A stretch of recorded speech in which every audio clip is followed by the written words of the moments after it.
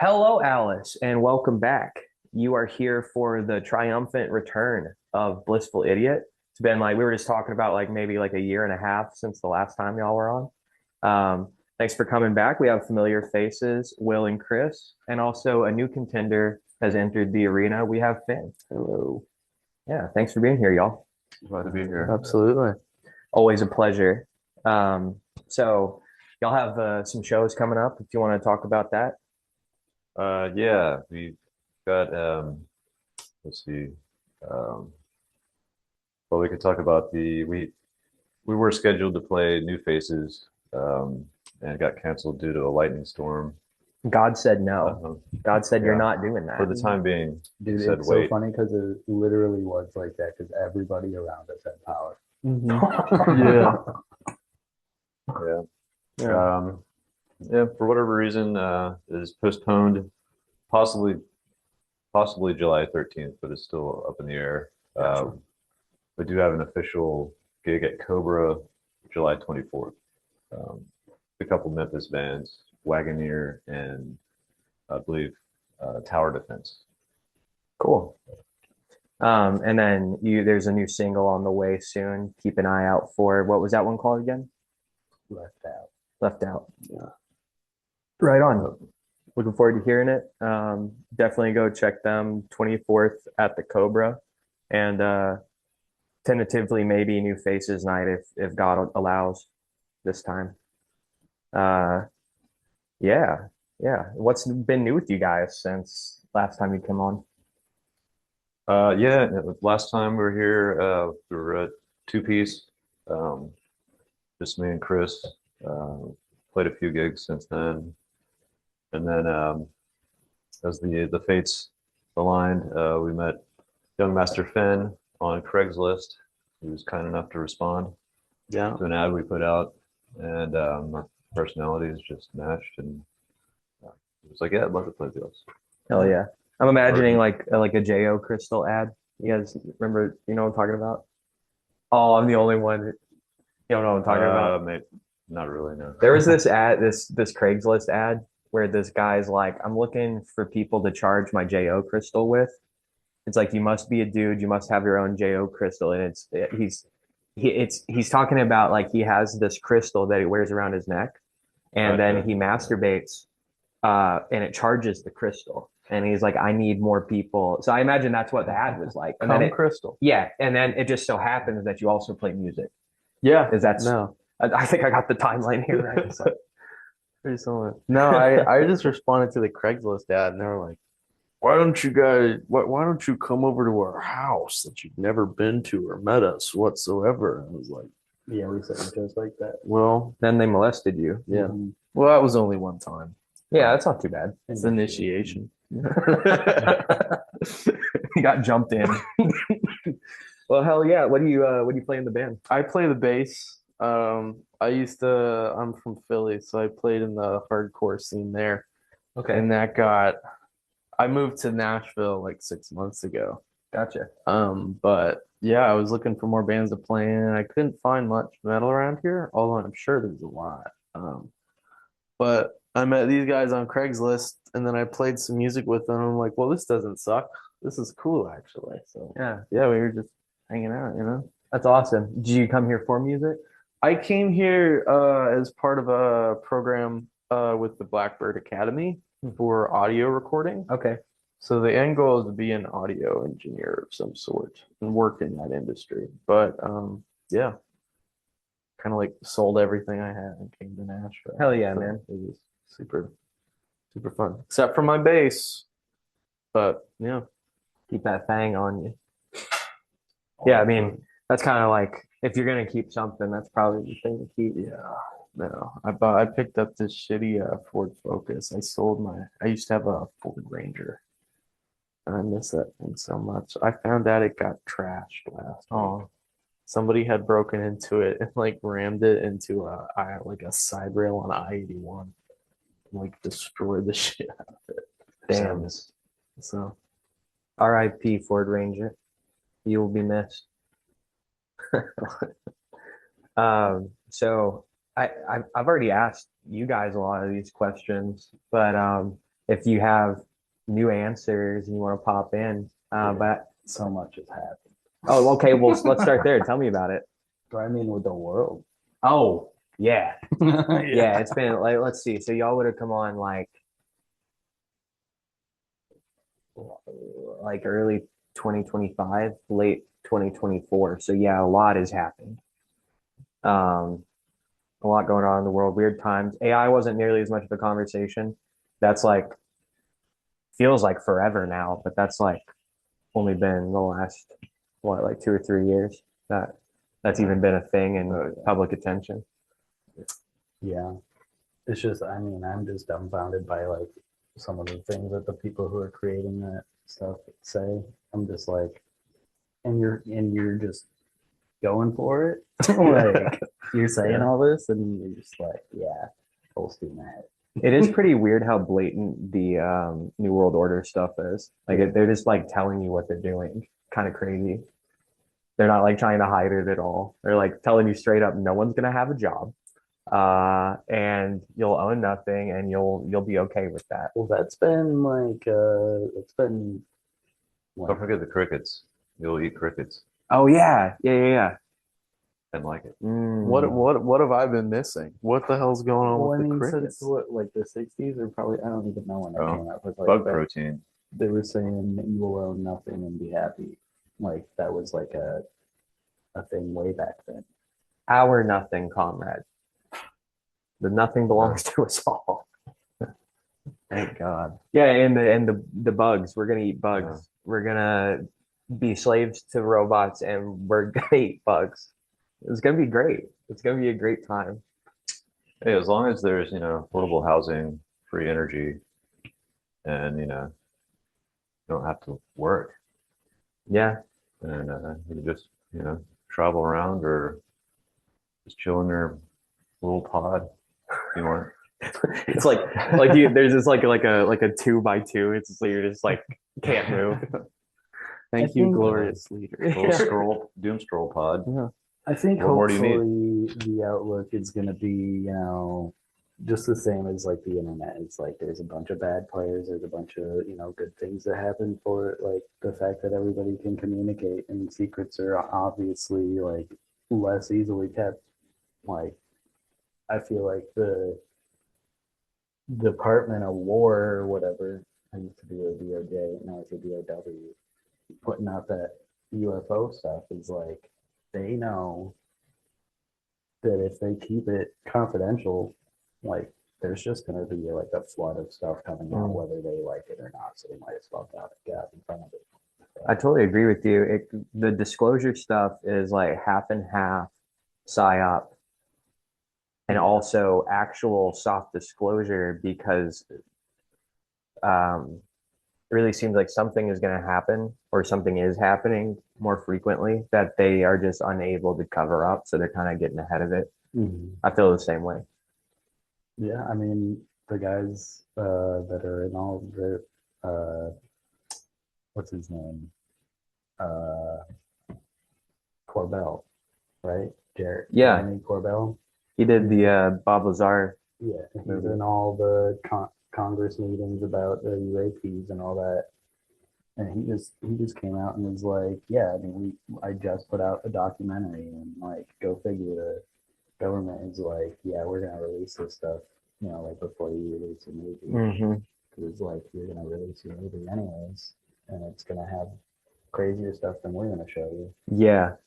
So I do think it's a little bit of a soft disclosure because they know that people are gonna show crazier stuff. They can't keep a lid on it anymore. Yeah. You seen Disclosure Day? Is that the Spielberg movie Yeah. coming out? I think it just came out. Did you see it? Oh wait, I've heard about it. Okay. I thought it was coming out later this year. A friend of mine just saw it like yesterday or the day before. Nice, it's already Was it good? She really liked it. I don't trust Spielberg.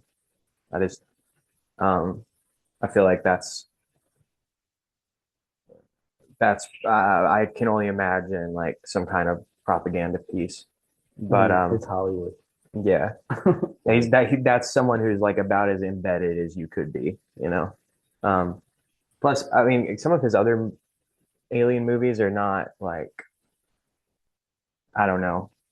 It's either that, not to go down like a Spielberg rabbit hole, but it's either he's not taking it seriously because it's always like ET or like Super 8 or um um Encounters of what is it, Encounters of the Third Kind?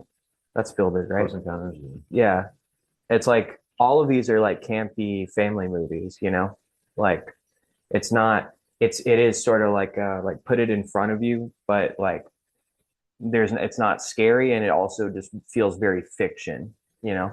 Like which I mean, you know, I guess there's nothing wrong with doing that, but like the schizo part of my mind like goes to like conspiracy angles with that, you know? Yeah, I think he's like fictionalizing. Like maybe he knows more than he's letting on or whatever, but he's just popularizing it and making it a cute little story. But I think it's funny that his styling is what I mean, Stranger Things is pretty much like right along those same lines with ET as far as like the style and that whole thing is pretty much based on like true events. The Montauk stuff. Yeah. Yeah. I know this because we watched the same podcast where they were talking about the Montauk Project Mhm. and how Stranger Things was like it was directly called Montauk, and they're like, no, you can't call it that. Like that's too on the nose. Yeah. Yeah. It Yeah, is that funny. that story blew my mind when I was a kid learning about that. When the was it a battleship or like a destroyer that they were able to like teleport essentially? It like disappeared, and then when it came back, the sailors were like fused into Mm. the metal of the ship, which is like documented and real, which is just nuts. I guess I thought you know more about this than I do. I've heard that, but I didn't know like how much that there was like actual data behind it. I'll have to look into that more. That's really Yeah, interesting. I mean, I don't know Sure. exactly what Yeah. happened, but No, I like totally remember fair. I remember like hearing like, oh, like, oh, that's actually documented, Wow. not just hearsay. But That would be a crazy thing to see. It's yeah, like a person just like halfway fused to the floor. disturbing. Yeah, Yeah. I imagine that'd be like a little bit uncomfortable. Like if you just like had like a steel oh beam yeah, running through you. yeah. It's about as bad as it gets. You Yeah. know, Yeah. especially if you're still alive. I don't know. There's a song in here somewhere. Yeah. Yeah, I think y'all need to write a song about that ship. Having a steel beam thrusted through my body and I'm still alive. Kinky. Yeah. Yeah, we do have some new songs kind of kicking around upstairs. And we're gonna start like writing as a band more, I think. So Right on. um, Yeah, very cool. yeah, I'll have to write a song about the Montauk project. That'd be Hell cool, yeah. actually. That'll kind of fit the vibe a little bit. Yeah. Code some conspiracies and cosmic knowledge sprinkled throughout. Yeah. I mean, we kind of already talked about it a little bit, but like, um, I like what you were saying earlier, Will, about, like, well, you know, maybe at least like, you know, we don't have to work. You know, like, I guess, are you optimistic? Yeah, as optimistic as I can be. But yeah, I'll always be an optimist. It's just kind of how I was. I don't know, if programmed is the right word, but yeah. It's healthy. Uh, I think that's hard for me to do sometimes, but like the alternatives are worse, right? Like optimism is really the best policy. yeah, and I don't know. Just things get a little squirrely when if you're working with infinity, then really anything is possible. And then, get into alternate dimensions and stuff like the Mandela effect. It's like, it's like, are we all writing one reality together, or do we all like split off into different realities depending on our, the way we think? Yeah. There's always kind of a trope. It's a real Schrodinger's cat thing. Yeah. Man. Yeah. You never know. I would lean more towards the everything, everywhere, all at once. Like if it exists in one timeline, some form of it exists in all of it. I don't know, really, obviously, but Yeah. I think it becomes like a semantic, like a word problem, because it's like when we talk about what's real, typically what people are talking about is like what is tangible, like what's in this physical reality. So, like you could just as easily say that there are other dimensions, and you could just as easily say there aren't other dimensions, and technically mean the same thing. I find this conversation like with God a lot. It's like, well, is there a God? It's like, well, depending on what you mean, that is synonymous with there not being a God, right? Like my idea of God is that like we're all everything is God. Well, at that point, then there is no God, right? That's the same same statement, you know. you ever heard, Pete Holmes? Uh-uh. He's a comedian. He did the Batman, like the spoofs of Batman, where he's like, uh, there's a bunch of them. There's like one where he's like in the bedroom and he's like hiding in the like on top of a like wardrobe. Anyways, he's a comedian, but he was like talking about this is one of his stand-up specials, and he's talking about like atheists, and he's like atheists don't realize that they're a religion, and they're always like there is no God and we come from nothing, and I'm like, so you believe that you came from nothing, and in the end when you die you will be buried and be just nothing again. So you're saying like you're going to return to your creator? Yeah. So it's like, I mean, in a way, it's like it's like you're basically saying you believe that like everything is just, you know, a cycle of like becoming something and nothing, and if nothing is your God, but Yeah. that's kind of bleak. I've never thought sweet. about that. That's kind of cool. Yeah. It is weird how it like I totally agree with you. It's kind of like a cyclical thing. It's like, hold on, what are we talking about? Like, like what does it even mean that you do or don't believe in God? Like, unless you have like qualifiers to what that even means, it's kind of like a nonsense. I feel like both arguments are like nonsense, basically. Yeah. Do you believe in God?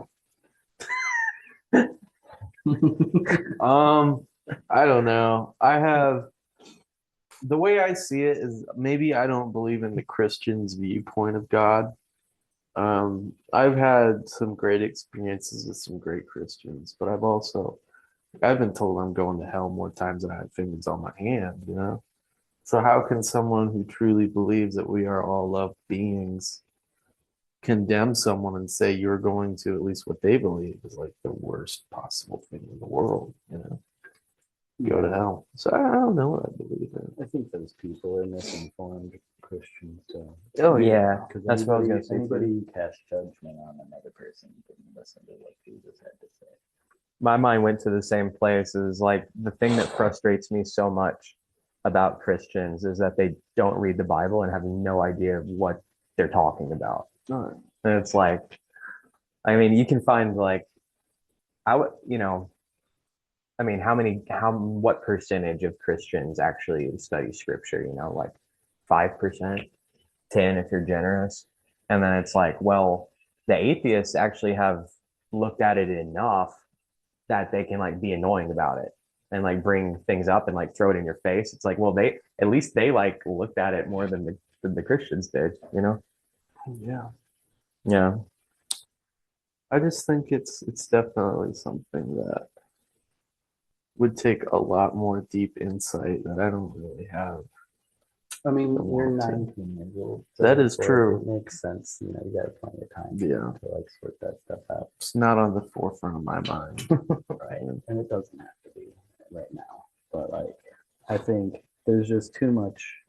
I mean, just the fact that there's like a flood story from pretty much every culture ever known to man is just like there something happened. Like there was a like these stories can't span the entire globe, like unless there's truth.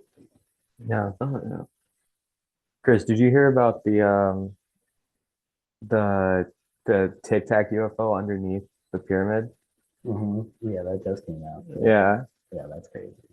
Yeah, that's I mean, who knows, right? But um like for context, they used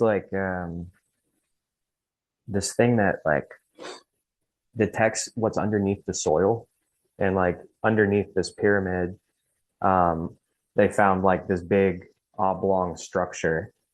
Um and that's like a really like oh, same with like all the stuff out in Egypt. They don't really want anyone investigating it all. So it's like, I know that's why like this new technology that they're using is so like there's another reason that I think there's this slow disclosure because it's like this there's new technology that's like better than lidar can visually map underneath the soil, which is like they even came out with Mount Ararat, where they say the Noah's Ark is. They came out with images of like what's actually underground, and it looks just like a giant boat. whoa, Yeah, and it's right where the Bible says it. Land. I didn't know about that one. Yeah, That's it's cool. sitting there in a mountain, like on the side of the mountain. Hmm. Finn, did you grow up religiously? No, not really. I mean, my parents were like, my mom's agnostic, my dad's not really religious. So I didn't grow up very religious, but I have like relatives and cousins who were very religious. So like we'd go to like Sunday church occasionally with them if we were over at their house, and it'd always be like, because my dad's like kind of like it's like a pessimist about that stuff. So the preacher would say something, he'd go, "Nah," and I'd be like, "Dude, you can't say that." Sure, but yeah, it was definitely easier for me to not believe in a God. I think the moment I pinpoint when I didn't believe it, I went to a very Christian preschool and we would have a pastor come in and he told me dinosaurs weren't real. And like 5-year-old me was like, fuck no. Dinosaurs are awesome. Don't take this away from me. This is the only thing that's real to me. Yeah. Who are you to tell me that the Stegosaurus is not real, dude? Those things are like so cool and they're still awesome. But like, It's just baffling that like people like make it up the ranks and they don't even know what's in the Bible. Like the Bible talks about like it doesn't say dinosaurs, but it talks about like dragons. Like, Yeah. it's probably the same thing. It's just like giant ass reptiles. Oh yeah, these tons of crazy shit, especially in the Old Testament. Yeah. Like, and I mean like kind of to your point about like the LiDAR stuff and um Noah's Ark, there's like the Smithsonian has a bunch of like larger than normal human skulls that they found in North America. And they went around during like in the colonial period and like gathered them all up and locked them away. So hypothet like um I haven't seen them myself, but it sounds like the Smithsonian has like hundreds of giant skulls that they're just not showing to anyone. I'm sure there's a lot of stuff in Vatican City. Yeah. Yeah. And it's like, why though? Like, I don't know why they got to gatekeep everything. I think a lot of it has to do with perpetuating war. It's like if they let people know that some of this stuff was real and existed, it'd be harder to get people to be warring against each other. oh yeah. Yeah. It'd be like kind of like what's going on now is like the opposite of like the Project Bluebeam. Right, like, let's get everyone on the same page so we can do like surveillance state stuff. Like it's like right now it's like everyone divided on everything. So it's like kind of your point, aliens showing up is a great unifier. It's like, well, we got to work together to, as a species, deal with something new. Where it's like, no, people coming together is not good for the government. That's for sure. Oh yeah. Right. Because at this point, it's like, no, you guys have known for like since the 40s at least. Like, you guys have known, like, it's not like if you guys disclose that this is happening and we never knew it. Like, we're the ones new to it, and now it's us against. Like, if we're against them, we're against the government too. So like, of course they're like terrified. I'm sure about people unifying against them. Oh yeah. They probably, I don't know. They probably. Maybe I'm saying too much. Yeah. To be recorded. They're gonna take us all out. Is there an Alexa in here? I mean, we're doing a podcast. Yeah, Fair enough. Yeah. AI can scan that like that.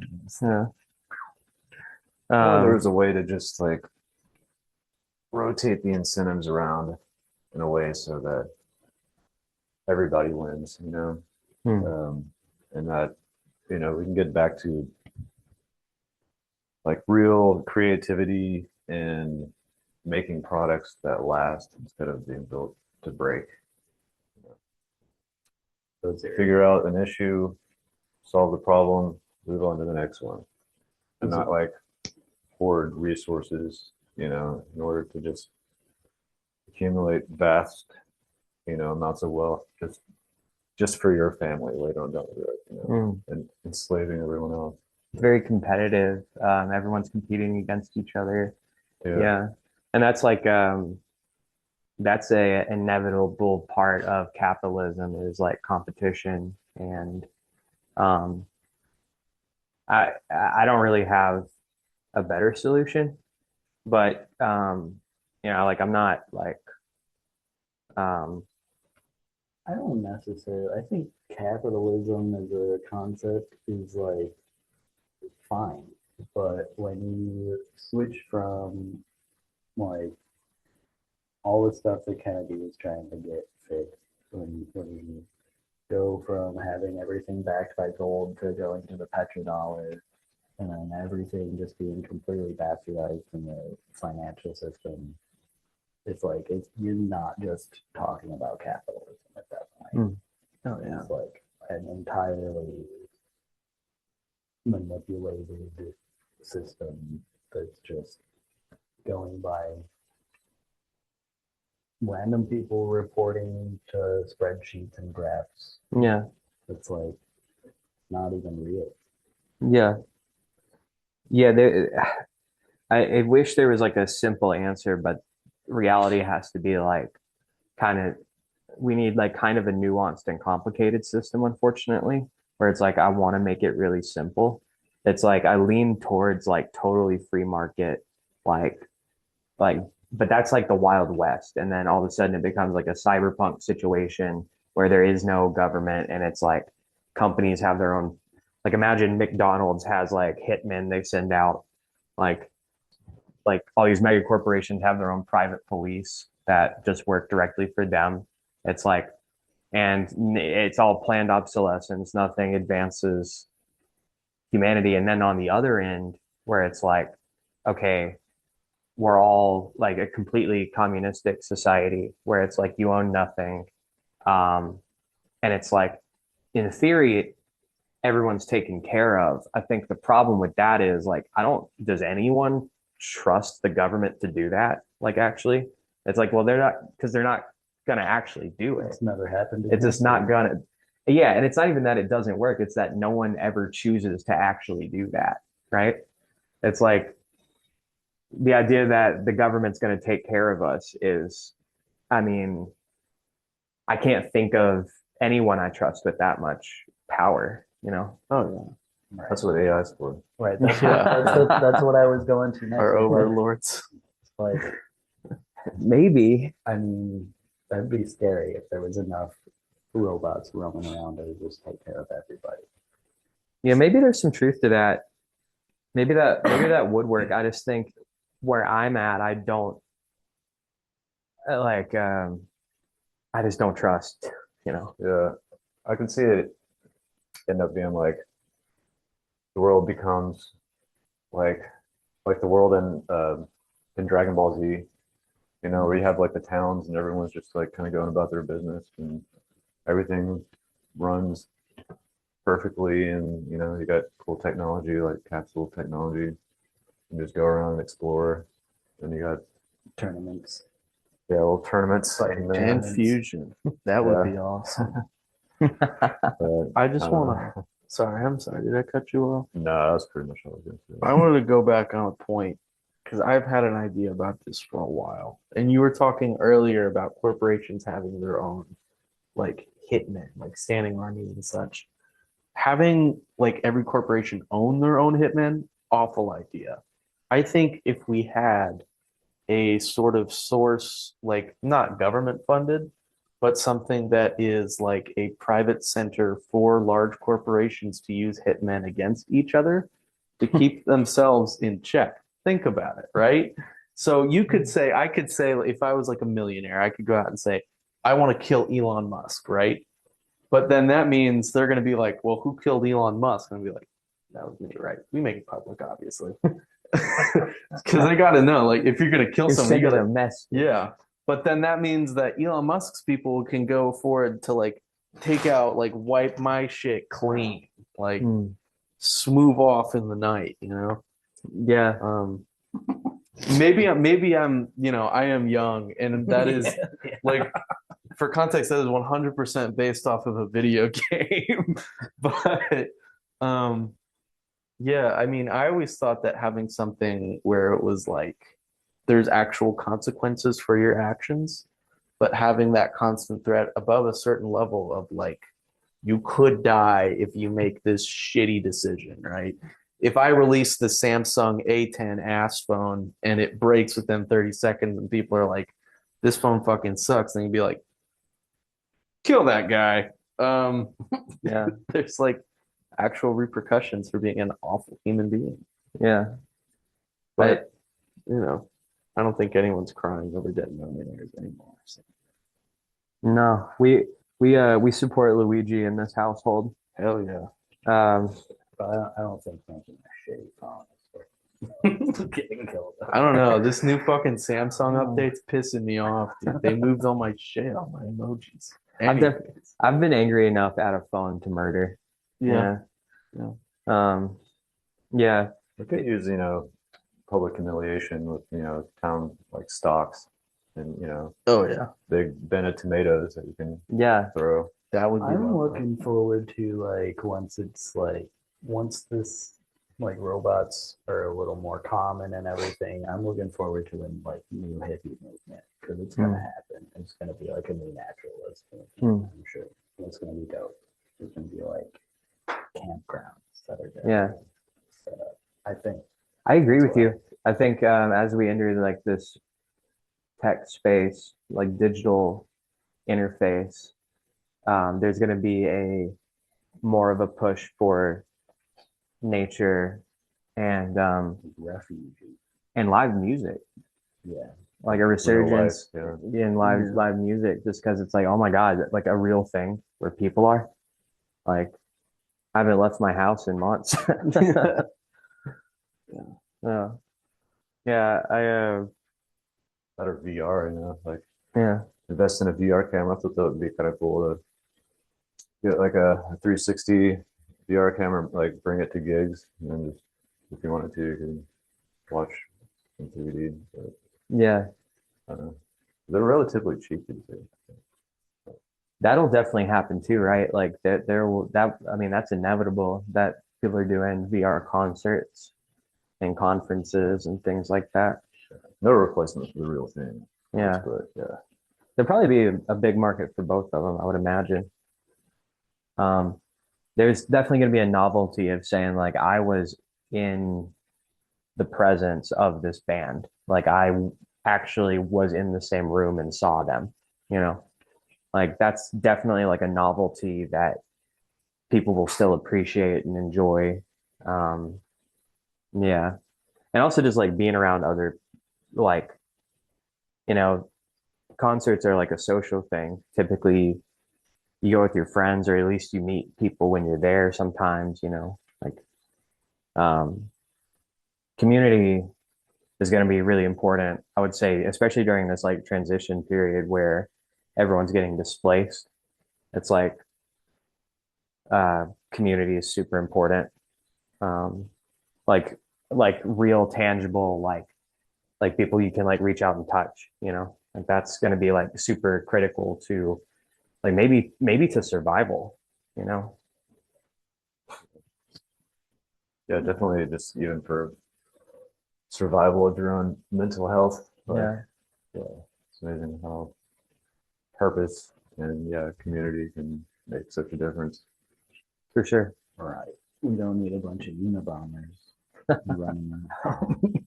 I've got Ted Kaczynski's book over there somewhere. I don't see it right now. No way. What is it called? Technical tech something revolution. I can't remember. The technological revolution and society's downfall. Yeah, I think you're right. I think that's spot on.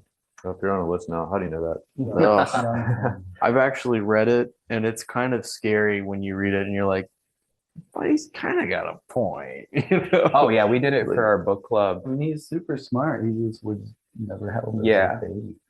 Well, Yeah. they isolated him. I totally agree. Like reading the book is like I'm having a hard time finding fault with what he's saying. It's more like the things he did, you know, Yeah. like how he went about this. Bad execution. Yeah. Yeah. Also, he was terrible at making bombs. I was gonna make a joke, like, you know, kind of like the Hitler guy. And I'm like, I mean, I'll keep that one to myself. I won't say that on I won't say that on a podcast, you know. Yeah, we'll take that out. Edit that. We don't support Hitler here. Yeah. Let it be stated that Yeah. we do not support Hitler. He's dead. Bad guy. The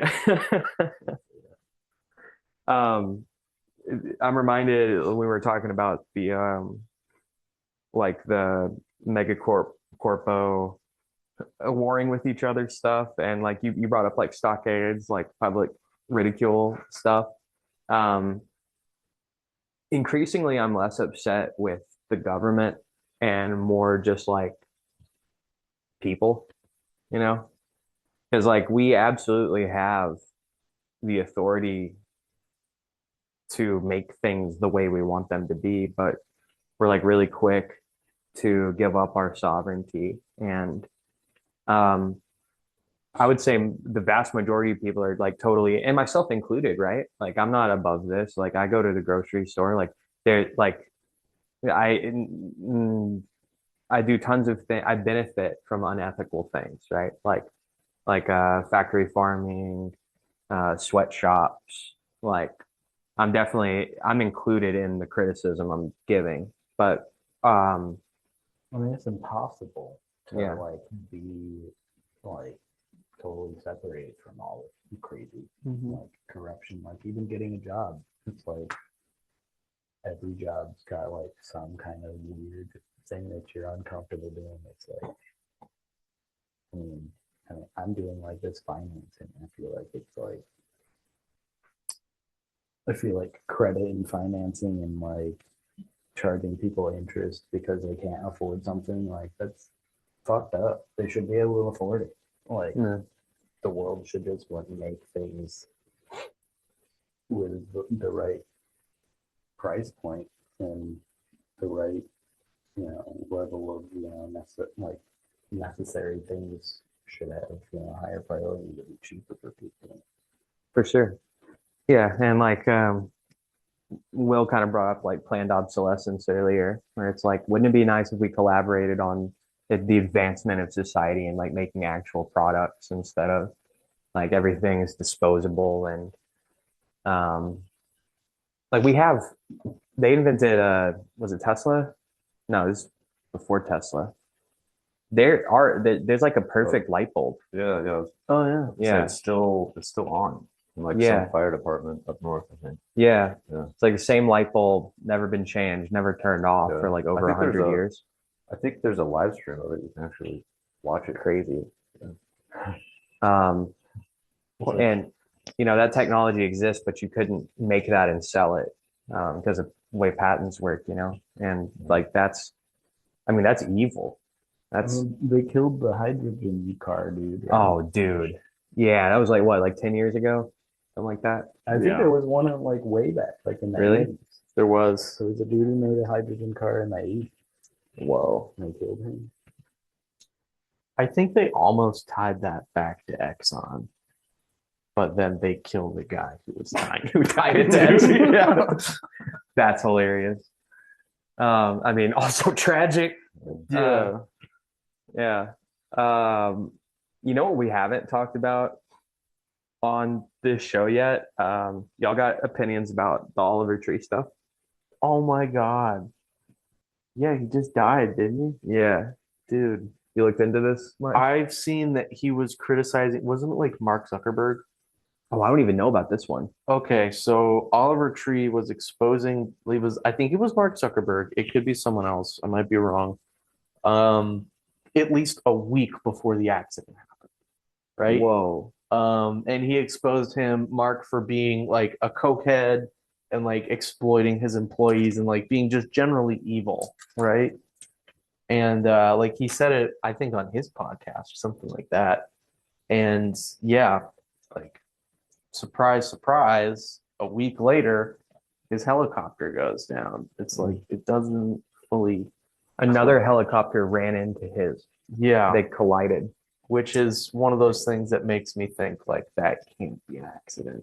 Well, I didn't even know about the Zuckerberg thing. What I've been seeing people talk about is like a month prior, he like very publicly left Atlantic Records Oh, yeah. and then went on this world tour. Like world tour has been planned, his first world tour, and then like basically right before he goes on tour, he's like, by the way, I'm breaking all ties with Atlantic Records. Yeah. And it's like how many musicians die young in weird ways, Yeah. Yeah. going back to Hendrix, like, but also there's like recent examples like Mac Miller. I'm fully in the That's probably conspiracy. the labels. Like Mm-hmm. I don't know. I have a sneaking suspicion that allegedly. I mean, I'm not gonna. I don't want to like slander anyone, but I mean, what if I feel like David Geffen like, probably killed Cobain? But that's just Oh, dude. theory. Well, that one is a whole. Oh, I gotta send you something.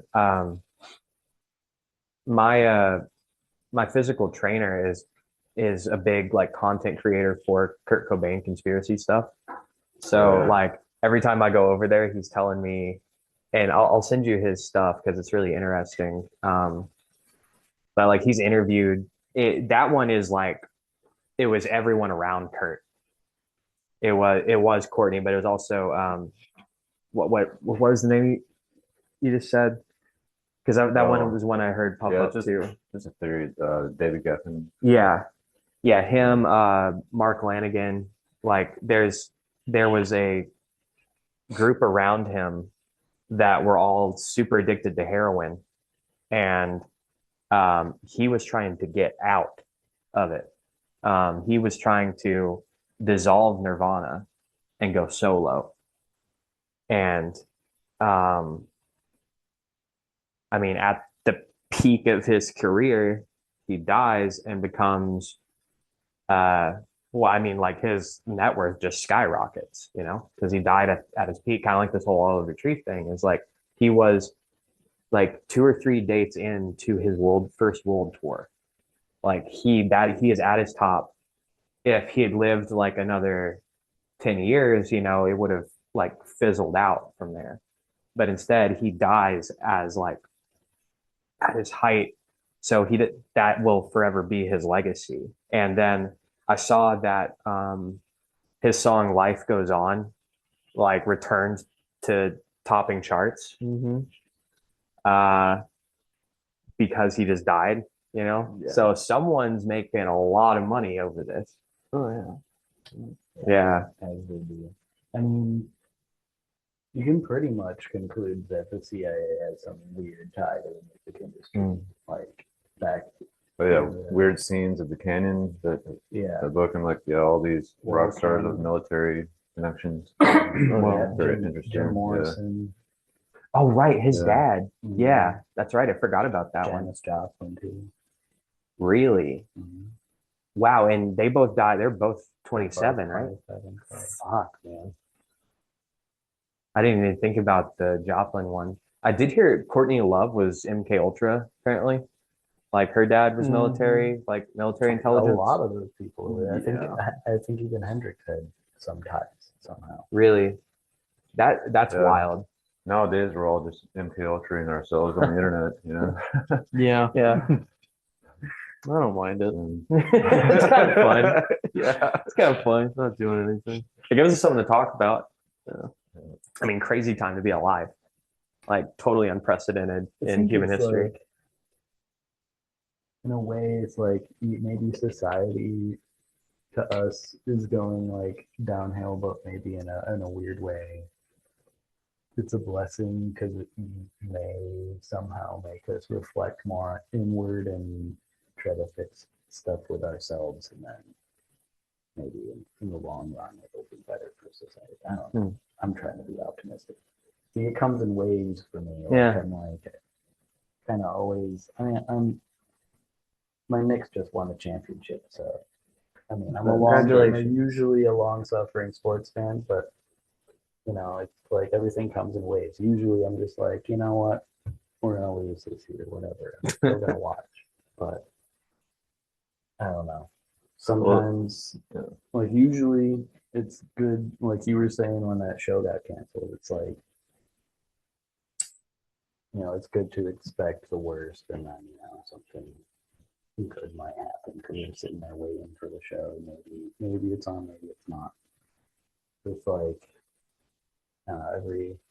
I think big picture, I'm pretty optimistic about most things. Like when COVID happened, I was like, the whole world's going through it. We'll figure it out. If it's like a big issue, I'm pretty optimistic about most things. But little things that don't really matter, I'm just like, I can be pessimistic and not expect it because it's like, it doesn't matter. Like, so. Yeah. I think something that does give me hope, kind of when you brought up COVID, it was like, well, that was like a super overreach of their hand, like played your cards way too boldly. And now it's like, that's why there's so much distrust. And yeah, it's like, well, you totally have compromised everyone in the world's trust. Like no one trusts institution in general at all. No one trusts internet. I mean, government. No one trusts media, science, like academic science is like trust the science is a blatantly unscientific statement, right? Like that's not science. That's not what science is. Right. And it's like, there's something to be said about like maybe a doctor knows more about this than I do, because who the fuck am I? But also it's like, well, yeah, but like whose payroll is on? Are they being incentivized to push certain things? Like there's a difference between trusting the science and trusting the scientist. Yeah. Because the scientist isn't showing you the science that made their conclusion. That's a really good point. Is like, I like the way you put that. You can trust in the process of science, like scientific method, but you just don't trust that they're doing that. Yeah, that's a good point. Yeah, crazy times. Definitely interesting. Like no shortage of interesting things going on. I know. Yeah, it's kind of crazy that in 2026 that disclosure is so close, and yet like who cares, honestly? Yeah. It's like, aliens, you know. Yeah. It's kind of it's funny because I've just been in the world for like in the conspiracy world for so long. Like me and my buddies were talking about all this, like the meld between the spiritual and the like and the extraterrestrial and like the parallels between the two. We've always been onto it, and now it's like so vindicating that like so many people are getting turned onto it and like talking about it and like discussing whether or not there's like interdimensional beings and whether or not they're like comparable to like the stories about being contacted by angels or demons or whatever, and the whole Aleister Crowley like drawing of a fucking gray alien Yeah. that he conjured. That shit's crazy. That drawing is so Weird. wild. Yeah. Yeah, leaving the gateway open at his mansion near Loch Ness. And then that's when like the Loch Ness monster started showing up after that. Oh shit. And then UFOs started appearing, I think. So Whoa. I'm not saying that was the cause, but That's a little interesting. suspicious. I think I know the mansion you're talking about. I just never connected it to the Loch Ness monster because that's where he performed the Abramelin, which is like the magnum opus occult ritual. Takes like 6 months of isolation and like all these intense rituals, and the point of it is to go insane. Like, yeah, Yeah. I think that's the same place you're Jimmy probably Page talking bought it later about. on. Yeah, Mhm. okay, we are talking about the same Yeah. place. Yeah. Like ball skin or something. Yeah, I don't know the name. I do know that Jimmy Page bought it. And I know Crowley attempted the Abramelin and failed, like he gave up. Because I mean the entire point is that you're losing your mind. So I mean maybe don't do that unless you're prepared to do that, but prepared to commit to it. Not advisable. Yeah. I've heard some stuff that just kind of circulating that that's what Sid Barrett did, Mm. and that's why he was kind of freaky for a little bit. Ooh, there. so not just drugs, but like some occult stuff, because there was like some time where he was like poking around, and I think it was like old Romania and stuff like that. And a lot of Pink Floyd fans say like after he got back, he started doing like a little bit worse, and that's when the decline started. Maybe it wasn't that ritual. I don't know much about the occult, to be honest with you. I'm not very familiar with that, but I mean that could like totally be plausible. That's interesting. I have to look more into that because yeah, It's crazy how much of that permeates through rock and roll. Like that whole that spiritual realm of just weird demonic. It's crazy. Like one of my favorite bands is like super influenced by Crowley. Tool. oh yeah, Tool is all about sacred geometry, and their music is dope. And I love that all their polyrhythms and patterns are like just so like interwoven, but it's all sacred geometry. It's yeah. crazy. Something else, not just rock and roll.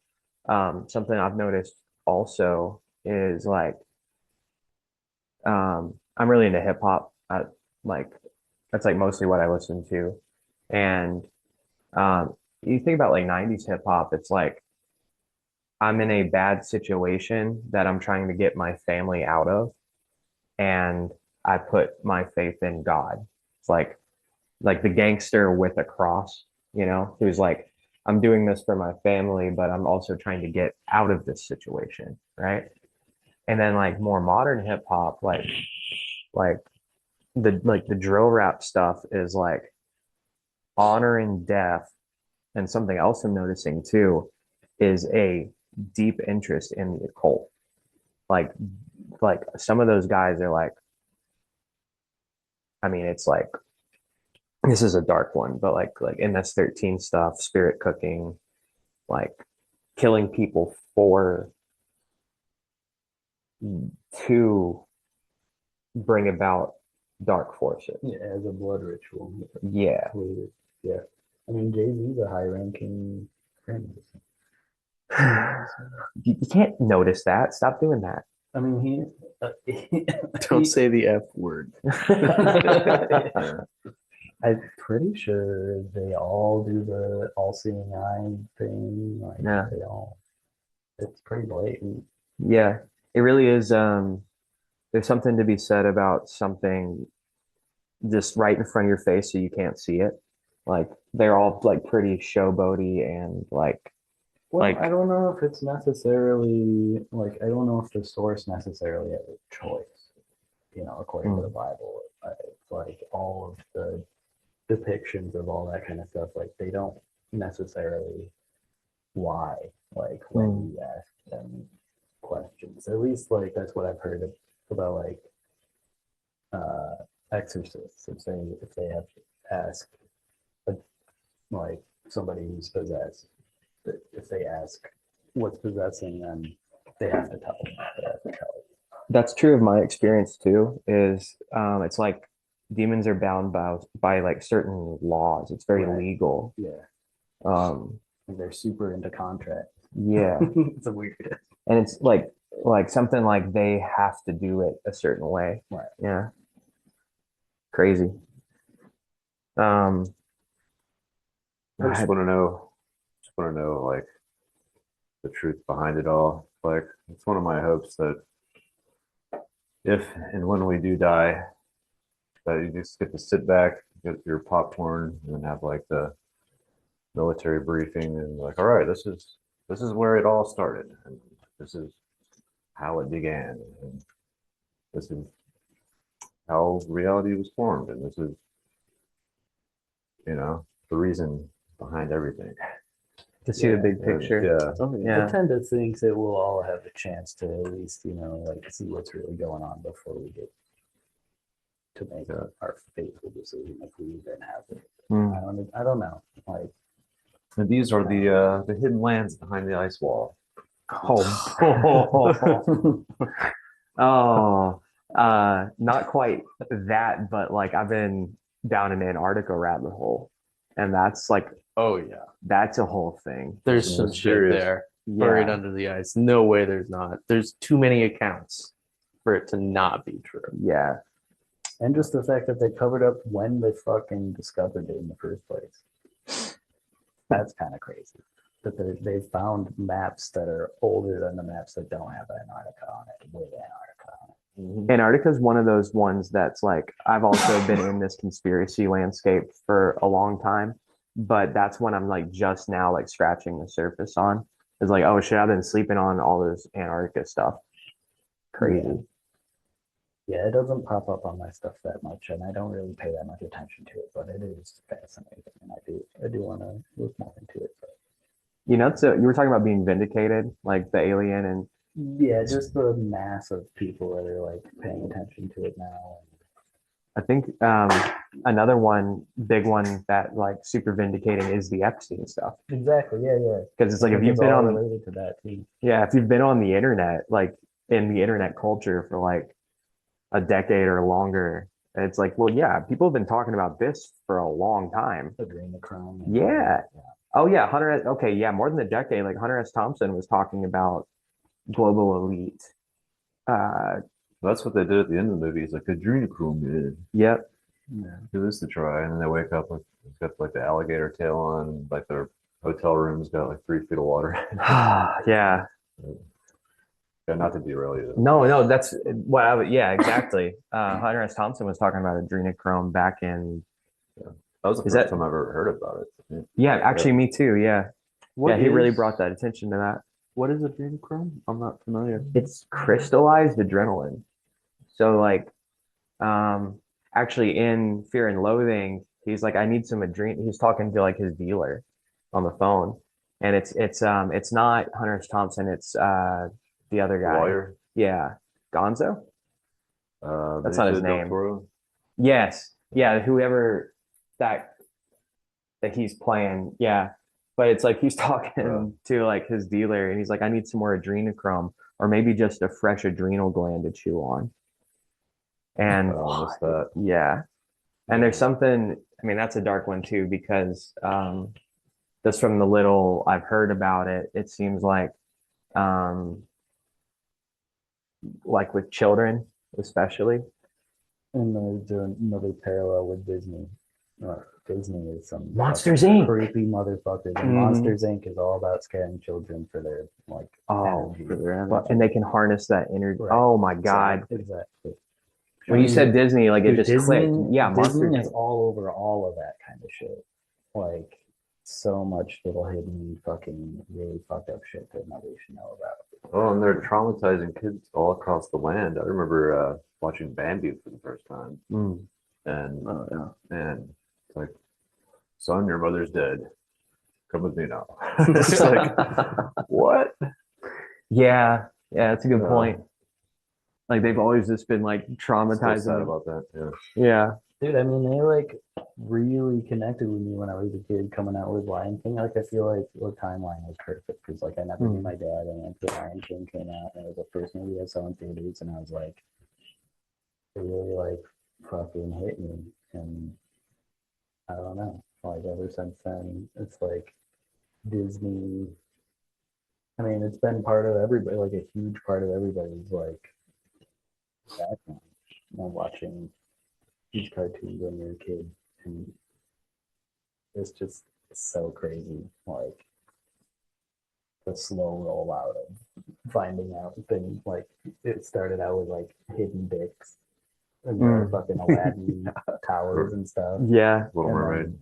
then, when this one I didn't really see, but like when Simba collapses uh, in the tall grass and the The clouds. debris that comes Oh. up from him when he collapses and gets blown to Rafiki eventually. When he collapses, apparently the debris comes up and spells sex before it like gets blown, and then Rafiki grabs it out of there and goes, "He's alive." He could smell the sex. You could smell the sex. The lion sex smells awful. But it's funny because it's like, you know, all those little things are like they're blatant and like really like you're like, what the fuck, Disney? Like Like, why are subliminal you doing grooming. this? Mhm. Like, Ooh, why are you doing well this said. weird, yeah, subliminal like stuff to like kids cartoons? And then like the longer the internet's been around, it's like just everything is like getting uncovered about it, and it's like the more conspiracies get like brought up, the more you see parallels with Disney. Same thing with like The Simpsons and like I Well, don't know, Nickelodeon. Yeah. all these entertainers. I don't. There's got to be some crazy like occultic ritual shit going on for them to get the information and insight. Yeah. It's you can imagine like getting involved in doing something heinous, not even because you want to, but you feel like immensely peer pressured into it. Maybe for like, in ways that it's like, well, yeah, if I don't do this, then it's going to be my kids that this happens to, like things like that. Like, who knows, like, And if you're getting a fat check to go along with that, yeah, Oh yeah. really sweeten the deal, make it easier, it'd be palatable tough for to you. say no. Yeah. Yeah. I can't like, we all like to think that we wouldn't make those decisions, but we really don't even know what it could be like, hey, if you do this willingly, here's like a reward. But there's like negative reinforcement as well if you don't, you know, like they make it really easy for you to make that decision. Yeah. Like familiar with the term put on the dress? Like Oh yeah. this was a big Yeah. thing, like for like black like a- actors. Humiliation ritual. Yeah. It was like the big Cat Williams on Shay. Oh, and yeah. Friends. He's talking about like Yeah, that is Eddie eerie. Murphy. yeah, and his big rival that he just roasted. Oh, Kevin Hart. Yeah, Yeah, I do have Kevin Hart beefing with um Cat Williams is like, dude, Cat is like so much smarter and funnier. yeah. Like this is like the kind of like Drake and Kendrick, Yeah. like that level of beef. Yeah, and I don't listen to either of them, but I'm like, dude, Kendrick is way better. I don't even know. Yeah. I mean, like Drake's made like good music, but it's I like, think he's more commercially like, but like that at that point, it's like who cares? Like that you're good at being conformative. Like Mm. good for you. yeah, I feel like Kendrick's is a little more like it's still like all programmed, produced, but for sure. It's not even like Drake is making that music. right. I think Drake has ghostwriters, like 100%. Yeah. I think Iceman was the first album that he's ever wrote himself, and it was ass. Like it was so bad. Iceman, now a nice Iceman, not a nice man. Now I'm hot, cold. That's some shit I would write. Fucking Like, bars, dude. That speaks to me.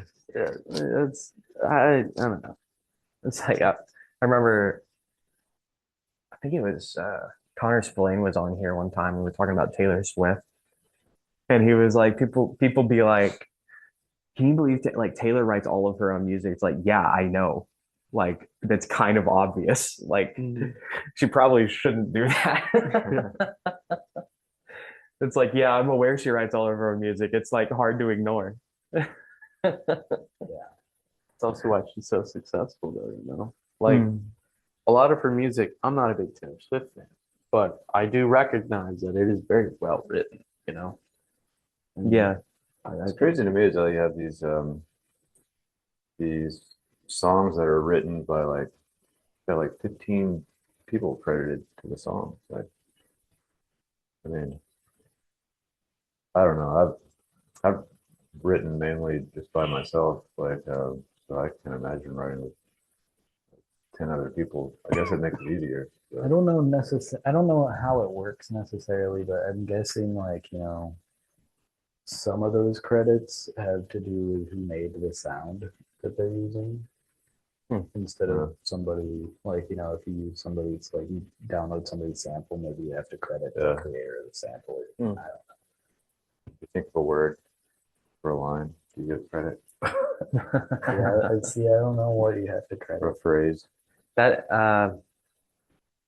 I don't know a ton about that, but I have heard that it's like um of instances of that happening, like literally that, where it's um like someone's boyfriend or girlfriend is in the room and has an idea and then like wants writer credit for like a word or and it's like so like I know people that are like really exclusive about like who they work with because it may not be like a big deal in like the underground scene, but if you're like if you're like at a point like where I mean your label, if you're like signed to a big label, they may be like, yeah, no, you're exclusively working with these people. Like don't even talk or discuss this with anyone else, like having to sign NDAs and stuff. Yeah. Well, that's why a lot of the big Nashville writers now will have like very closed off writing sessions because they want like only very specific people to be on there, and then they'll have session players. I got to talk with a guy, but I guess I won't name because I don't know if he wants to be on here. But he plays on a bunch of different like those country sessions, long line of session players, and it's a big deal nowadays if you're invited to a writing session because that means you're getting way more credit on that song than you originally would be as a session player. So, I mean, bigger payouts, bigger recognition, like everything is better.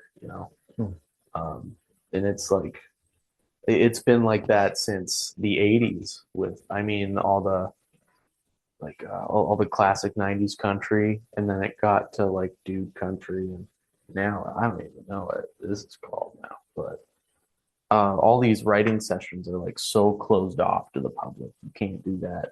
And producers will, I've seen this happen in the studio.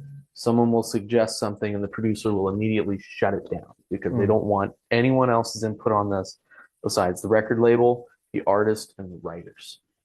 And they will just completely stop it. Yeah, it makes sense. You can kind of understand why it's like people might like want to just slide into the project and like and get that kind of credit,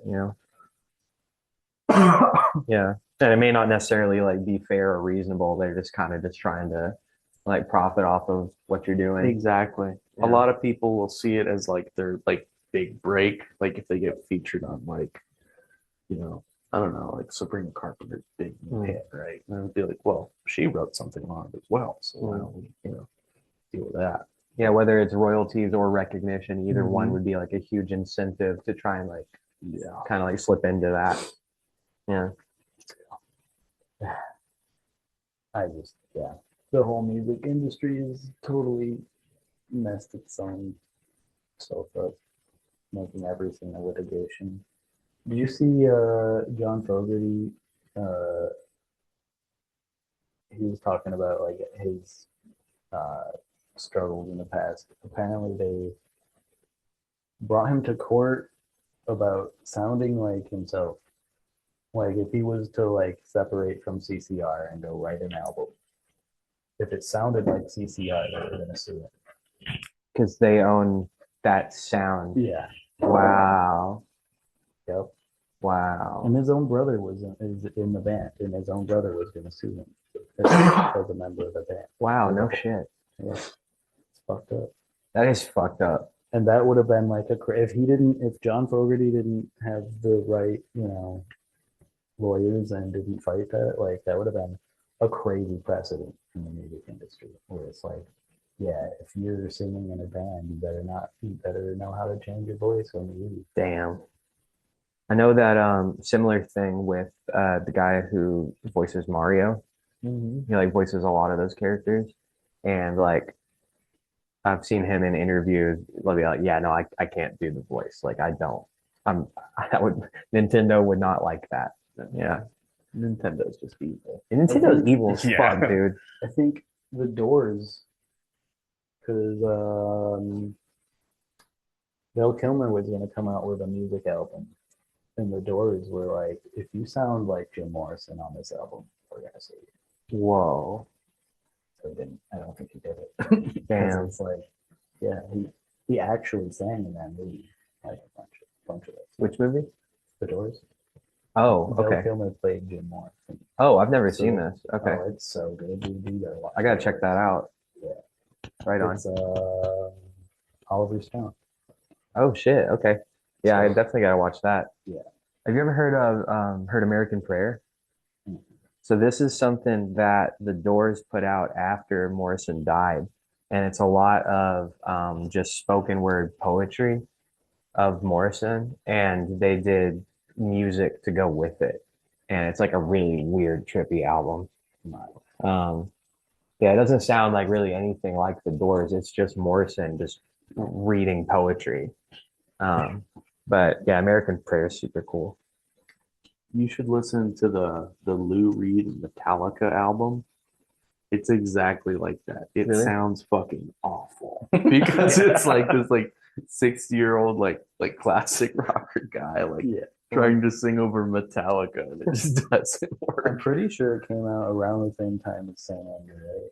Yeah. Because Mhm. I remember there were like two projects they came out with, and I was just like, dude, no, I can't listen to this. This is terrible. It was like I liked Metallica's like oldest stuff, like all the way up to even the Black Album was okay, but my buddy always compares them to Disney. He's like they went Disney Yeah. after Cliff Burton died, because he wrote a bunch. Cliff wrote a bunch of stuff for Justice for All, even though he died before that album was recorded. He still wrote a bunch of the riffs. My producer, like on the exact same subject, is like there's Metallica and then there's Mozzarella. Yeah. This is so cheesy. Yeah.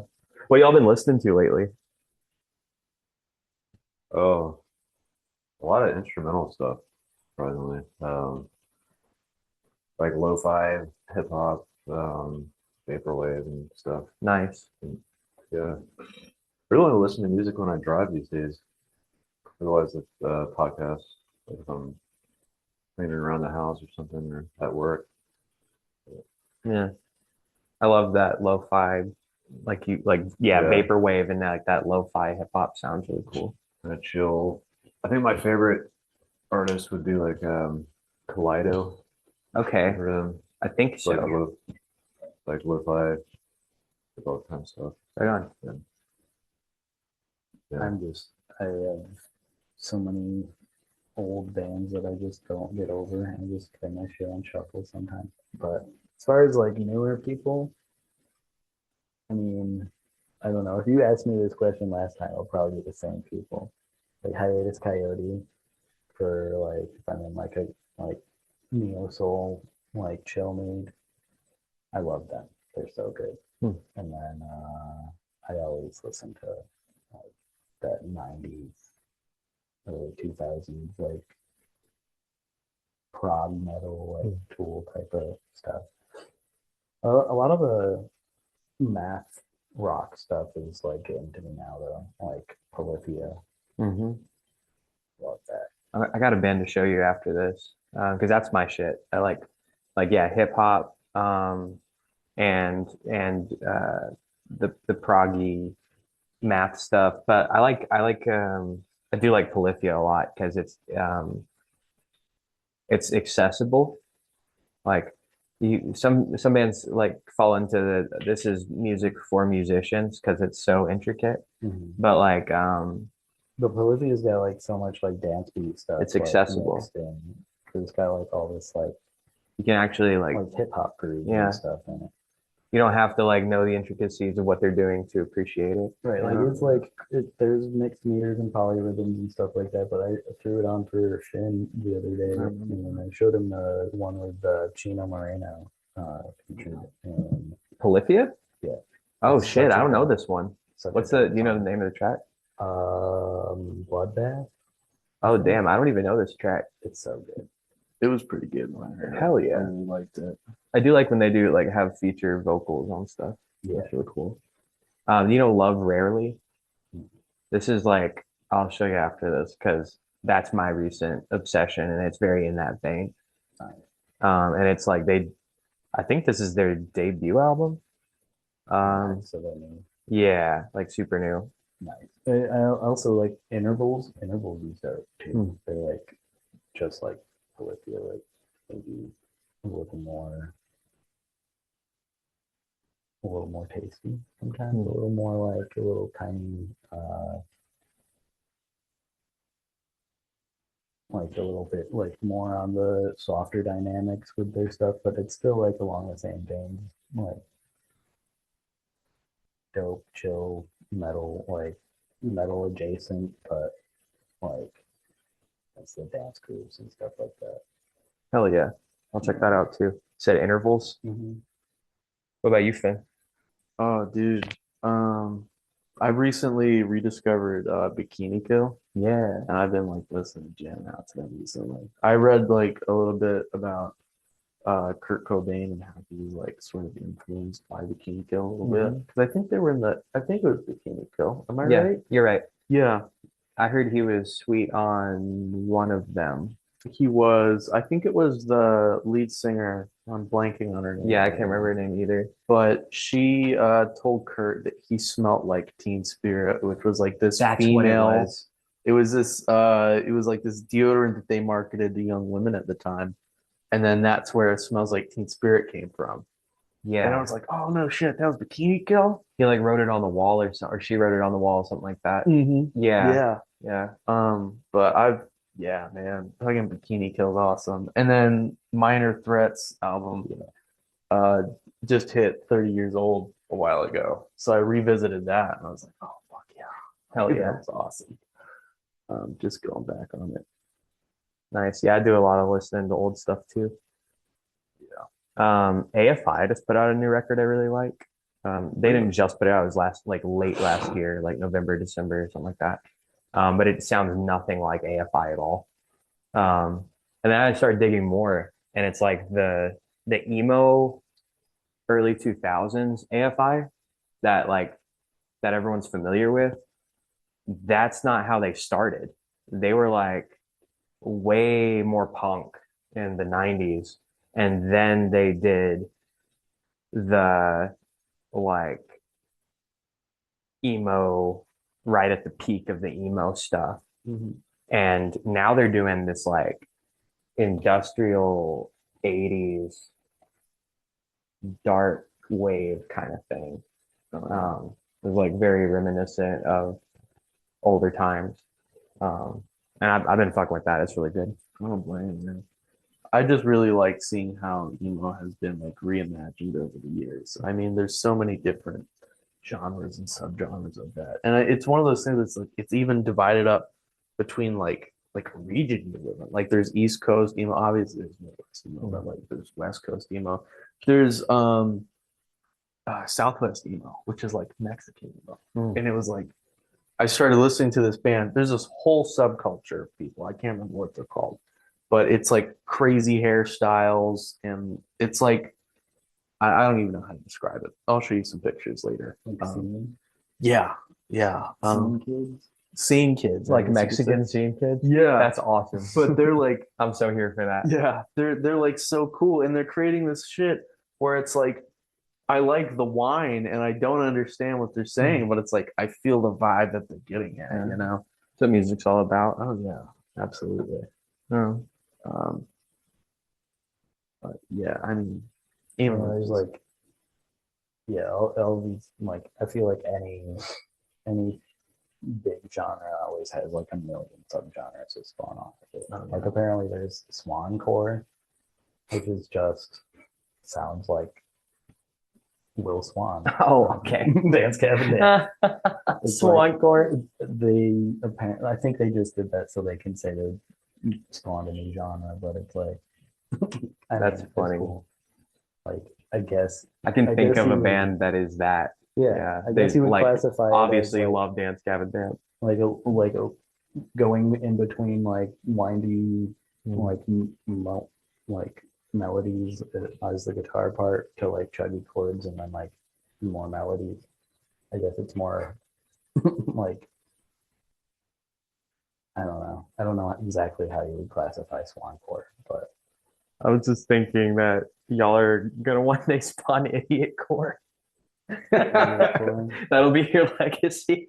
idiot core. Honestly, that sounds super cool. That's cool. Or Bliss Core, maybe. I don't know. That's cool. You heard it here first. This is the new genre that y'all are gonna spawn. see, I don't know. We'd have to get experimental to really spawn a new genre. Right now, we sound Oh, wait, we're way too derivative. Yeah. we sound a lot like rock and roll right now. Maybe one day we'll get a little spacey. We Yeah. just realized all our songs are in 4/4, so we gotta. That's never been done I know before. I'm sitting More here time like, dude, sensitive. I really like math rock. All of our songs are in 4/4. We started talking about like, why don't we do some stuff in like 7/8 or like 5/4? And then like, no, let's try 3 out first. Excuse me. Hell yeah, guys. Anything else you want to talk about? Anything we missed? I mean, I'll, I mean, there's that's so fair. much, but we'll save that for another time. Yeah. Well, thank y'all so much for coming back. It's always a pleasure talking to you guys. Nice to meet you, Finn. Yeah, nice to meet you too, man. Yeah, welcome to Nashville. Thank you. These guys are awesome, and yeah. I'm looking forward to seeing what y'all do. You said you're writing more together now. Mm-hmm. Cool. Right on. Yeah.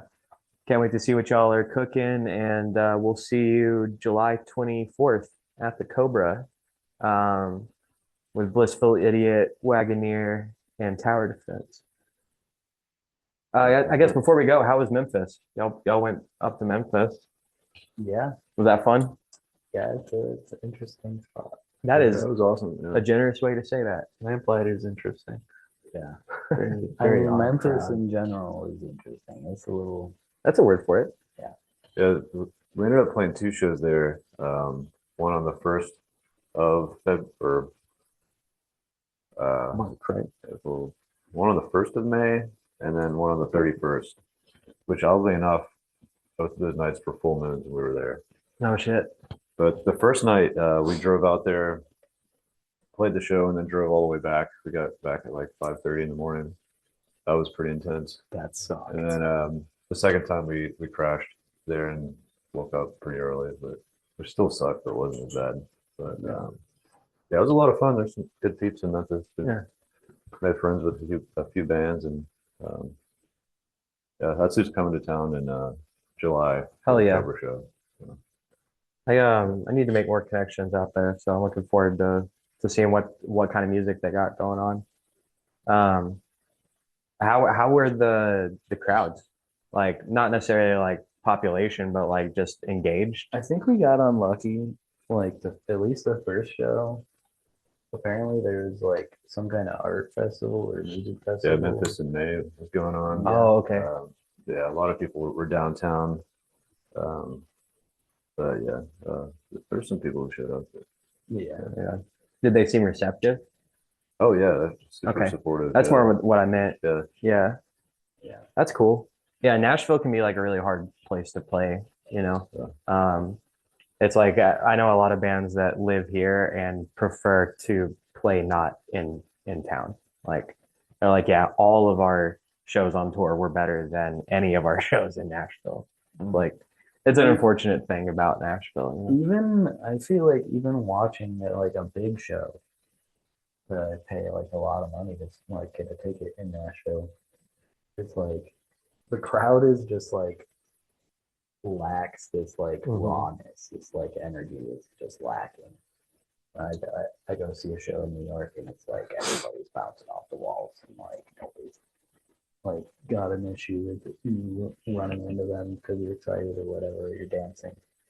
And here it's like I feel like if you bump into somebody, they're just like, The fuck? yeah, like Moving around at a rock show? what The is fuck? this, a rock show? What the fuck? Everyone's like that. It really is. Yeah. I mean, that's like a totally universal sentiment. Everyone feels that way. Yeah.